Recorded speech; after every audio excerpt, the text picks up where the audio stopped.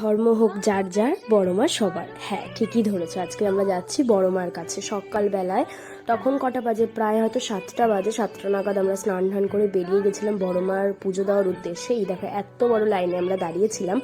এই যে আমি, একটা মাসিমুনি, আমার একটা মামিমা, আমার বড় মা, দিদি, আমরা সবাই মিলে গেছিলাম বড় মার কাছে। এই দেখো ফাইনালি এত বড় লাইন একটা ক্রস করে আমরা গেছিলাম, মায়ের দর্শন পেলাম। কিন্তু ভেতরে জানি ক্যামেরা অ্যালাউ করছিল না ওরা, কিন্তু তাও তোমাদের জন্য আমি ছোট ছোট করে একটু ক্লিপ নিতে পেরেছি। আর মায়েরও একটা ফটো তোমাদের জন্য আমি অ্যাড করে দিলাম এখানে, তোমরা দেখো বড় মাকে। আর আমরা ধীরে সুস্থে খুব ভালোভাবে আমরা পুজো দিয়েছি।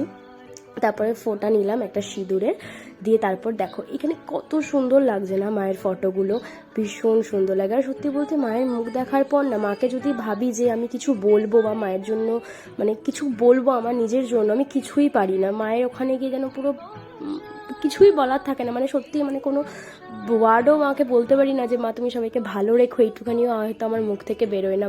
এর জন্যই বলে মা অন্তর্যামী, মা আগে থেকেই সব শুনে নেয়।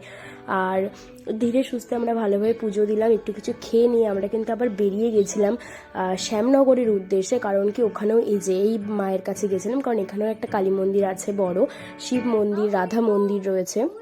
তো আমরা ওগুলো সব কটাই দেখলাম। আর এখানে যেটা মায়ের মন্দির ছিল মেন, তো ওখানে ফটো তোলা একদমই অ্যালাউ না, তো ওখানে ফটো আমি তুলতে পারিনি বা ফটো তোমার সাথে আমি দেখাতে পারিনি।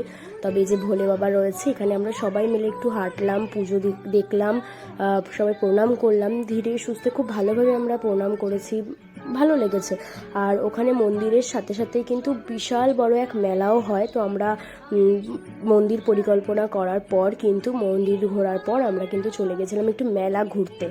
আর সবাই যেন, মেলা মানে মেয়েদের একটা ইমোশন, সত্যি বলতে মানে অনেক কিছু আমরা কেনাকাটা করেছি।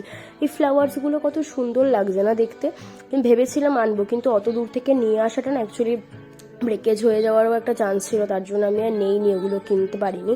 আর এখানে কিন্তু আমরা অনেক জুয়েলারি নিয়েছি, মা, কাকিমা, বড় মা সবার জন্য আমি অনেক রকম জুয়েলারি নিয়েছি। আর তারপর আমরা খেয়ে নিয়েছিলাম একটু আখের রস, আখের রস খেয়ে একটু আবার শরীরটাকে চাঙ্গা করলাম, কারণ সকাল থেকে নিরামিষ।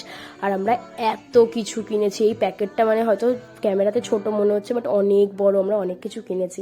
আর thank you so much everyone ভিডিওটা দেখার জন্য। অবশ্যই সাবস্ক্রাইব